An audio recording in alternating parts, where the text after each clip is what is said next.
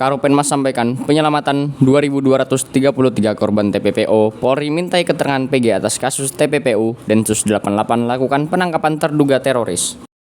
Assalamualaikum warahmatullahi wabarakatuh. Salam sejahtera bagi kita semua. Salam, Om Swastiastu, Namo Buddhaya, salam kebajikan, salam presisi. Kepada seluruh masyarakat Indonesia pada hari ini Kamis 3 Agustus 2023, saya selaku Karopenmas Diphumas Polri akan menyampaikan beberapa informasi. Yang pertama, gangguan Kamtibmas tanggal 2 Agustus 2023. Secara umum tren gangguan Kamtibmas mengalami penurunan sebanyak 226 kasus atau 11,41%. Yaitu pada hari Selasa 1 Agustus 2023 sebanyak 1.980 kejadian. Dan hari Rabu 2 Agustus 2023 sebanyak 1.754 kejadian. Apabila dilihat dari data tren jenis kejahatan yang menjadi catatan kepolisian, ada 5 kasus kejahatan yang jumlah kejadiannya tertinggi. Antara lain, pencurian dengan pemberatan atau curat sebanyak 180 kasus, narkotika sebanyak 110 kasus, curanmor sebanyak 64 kasus, judi sebanyak 8 kasus, dan pencurian dengan kekerasan atau curas sebanyak 26 kasus. Terdapat jumlah laka lantas yang terjadi pada tanggal 2 Agustus 2023 sebanyak 465 kejadian. Apabila dibandingkan dengan tanggal 1 Agustus 2023 sebanyak 501 kejadian, mengalami penurunan sebanyak 36 kejadian atau 7,19%. Dengan rincian sebagai berikut. Jumlah kecelakaan 465 kejadian. Korban meninggal dunia 33 orang, korban luka berat 62 orang, korban luka ringan 425 orang, kerugian materi 1.500.000.3.571 rupiah. Kemudian yang kedua terkait penanganan hukum terhadap pelaku TPPO Satker Bareskrim Polri dan Polda Jajaran. Sesuai petunjuk Kapolri Jenderal Polisi Dr. Andes Listio Sigit Prabowo MSI, Polri menindak tegas terkait TPPO.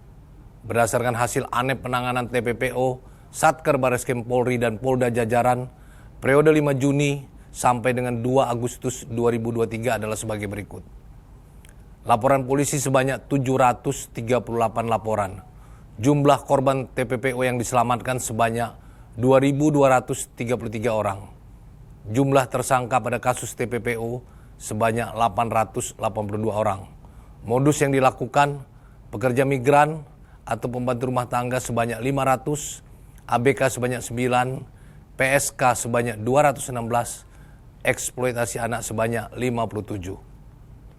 Bahwa pengungkapan dan penindakan TPPO dapat terungkap dengan maksimal setelah dibentuknya Satgas TPPO tanggal 5 Juni 2023 atas perintah Bapak Kapolri Jenderal Polisi Dr. Andes Listio Sigit Prabowo MSI untuk melakukan penindakan dan pencegahan tindak pidana perdagangan orang secara tegas.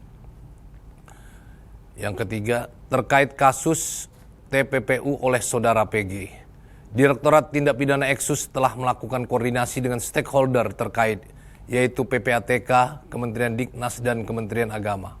Penyidik juga telah mengirimkan surat undangan klarifikasi kepada 16 orang untuk dimintai keterangan.